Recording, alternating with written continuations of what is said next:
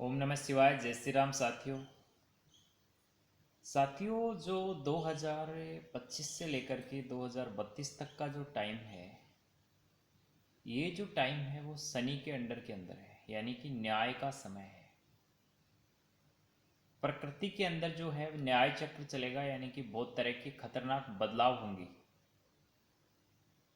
मनुष्य ने जिस तरह से प्रकृति को आघात पहुंचाया है, जिस तरह से ठेस पहुंचाया है, हमने पर्यावरण को काफ़ी नुकसान किया है, प्रकृति को काफ़ी नुकसान पहुंचाया है, प्रकृति के खिलाफ जा करके। तो इसलिए ये जो समय है प्रकृति में परिवर्तन का समय है। इसके अंदर क्या क्या घटनाएं होंगी, तो इसके अंदर होगा जैसे आगजनी की घटनाएं होंगी। जहाँ पे पानी पहले से ही ज़्यादा है वहाँ पे और अधिक बरसात होगी, यानी कि बाढ़ की समस्या हो जाएगी। जहाँ पे मरुस्थल है, सूखा है, वहाँ पे सूखा और पड़ेगा। पर्याप्त अन्न पैदा नहीं होगा और यातायात की व्यवस्था है वो चरमरा जाएगी, यानी कि सड़कों पे जो लोड है वो ज़्यादा हो जाएगा और तरह तरह की बीमारियां बढ़ेंगी, महामारी आघात बढ़ेगा, प्राकृतिक प्रकोप बढ़ेंगे, भूकंप से नुकसान होगा।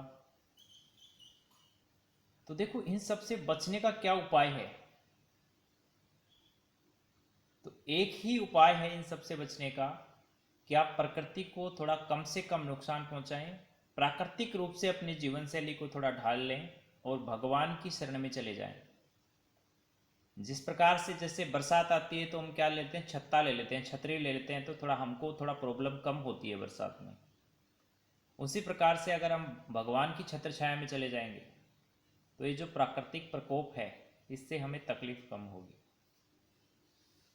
इसलिए ध्यान रखो, इसके बचाव का एक ही उपाय है, परमात्मा की शरण में आ जाओ, उनका भजन करो, कीर्तन करो। कहते हैं कि गृहस्थी को कम से कम 24 घंटे में 1 घंटा भगवान का ध्यान भजन कीर्तन करना चाहिए।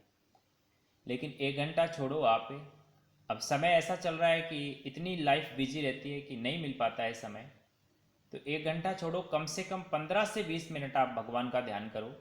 आप रोज मंदिर नहीं जा सकते हो, कोई दिक्कत नहीं, अपने घर पे भगवान का ध्यान करो और प्रकृति के खिलाफ कोई कार्य मत करो,